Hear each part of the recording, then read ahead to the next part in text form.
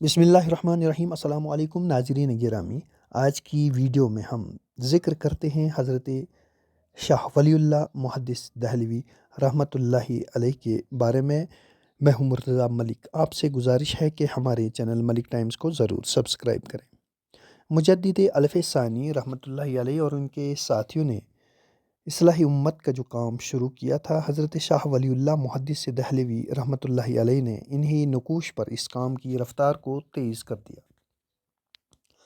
آپ 21 فروری سن 1703 عیسوی مطابق 1114 ہجری کو فلت کے مقام پر جو ضلع مظفر نگر اتر پردیش میں واقع ہے، وہاں پر آپ کی پیدائش حضرت شاہ عبد الرحیم دہلوی رحمۃ اللہ علیہ کے یہاں ہوئی۔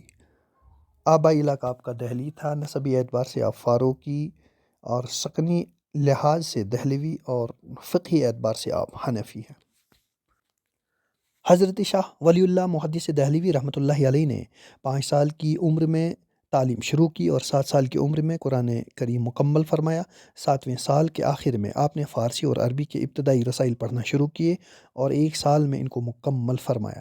اس کے بعد آپ نے صرف و نحو کی طرف توجہ کی اور 10 سال کی عمر میں نحو کی معرکۃ الآراء کتاب شرح جامی تک پہنچ گئے۔ صرف و نحو سے فراغت کے بعد علوم عقلیہ اور نقلیہ کی طرف متوجہ ہوئے اور 15 سال کی عمر میں تمام متداول درسی علوم سے فارغ ہو کر درس و تدریس کا آغاز فرمایا۔ اسی عرصہ میں آپ نے اکثر و بیشتر کتابیں اپنے والد محترم حضرت شاہ عبد الرحیم دہلوی رحمۃ اللہ علیہ سے پڑھیں اور انہی سے بیعت ہو کر 17 سال کی عمر میں بیعت و ارشاد کی بھی اجازت حاصل کی اور سن 1143 ہجری تک اپنے والد حضرت شاہ عبد الرحیم صاحب رحمۃ اللہ علیہ کی مسند درس و ارشاد کو سنبھالا۔ آپ نے خلق خدا کو بہت سے فوائد پہنچائے۔ سن 1143 ہجری میں جب کہ آپ کی عمر 30 سال کے قریب تھی، حرمین شریفین کی زیارت کی اور وہاں کے مشائخ سے علوم حاصل کیا۔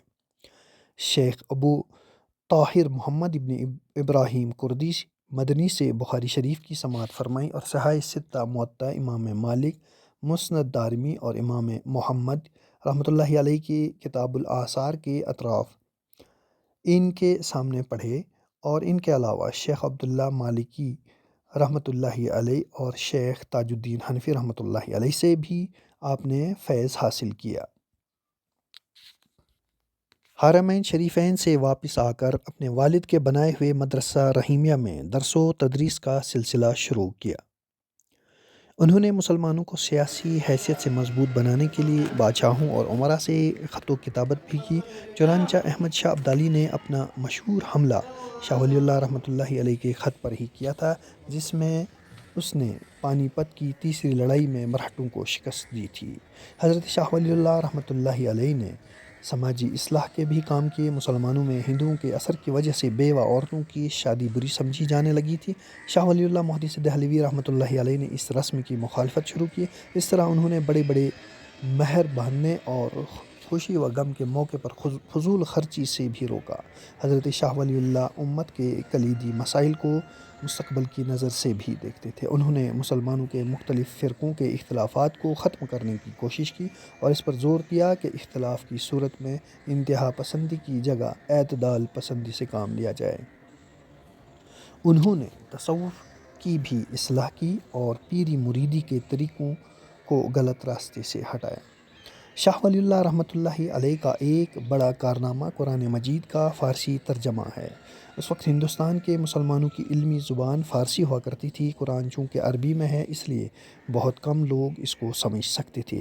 حضرت شاہ ولی اللہ رحمۃ اللہ علیہ نے قرآن مجید کا فارسی ترجمہ کر کے اس رکاوٹ کو دور فرمایا۔